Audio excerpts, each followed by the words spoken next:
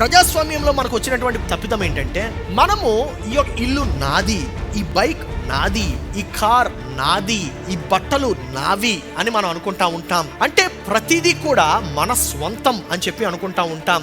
స్వంతం అనుకుంటున్నటువంటి నీ భార్య కూడా నీ స్వంతం కాదు, అది దేవుడిచ్చినటువంటి బహుమానము. స్వంతం అనుకుంటున్నటువంటి నీ యొక్క భర్త కూడా నీ స్వంతం కాదు, అది దేవుడిచ్చినటువంటి బహుమానము. ఎప్పుడైతే ఈ యొక్క నియమాన్ని నీవు అర్థం చేసుకుంటావో, అప్పుడు దేవుని రాజ్యంలో ఉండేటువంటి దీవెనలను నీవు స్వంతం చేసుకోవచ్చు. ఎప్పుడైతే నాది నా స్వంతం కాదు, నాకు అప్పగింపబడింది అంతే అనేటువంటి నియమాన్ని ఎప్పుడైతే నీ యొక్క మనసులో నీవు అర్థం చేసుకుంటావో, అప్పుడు అప్పు నుండి నీవు ఖచ్చితంగా బయటకు రాగలవు. ఎలాగండి అని చెప్తా ఉంటావేమో. ఈ యొక్క ఉద్దేశాన్ని అర్థం చేసుకోవడం చాలా ప్రాముఖ్యము. ఈ ఉద్దేశం గాని మనకు అర్థం కాకపోతే మనకి దేవుని యొక్క దీవెనలు మనకి అర్థం కావు. ఒకవేళ నీవు ఏది నీ సొంతం కాదనుకో, అప్పుడు నువ్వు దాన్ని కోల్పోగలవా? కోల్పోలేవు. ఒకవేళ నీ స్వంతం అయితేనే కదా నీవు కోల్పోగలవు.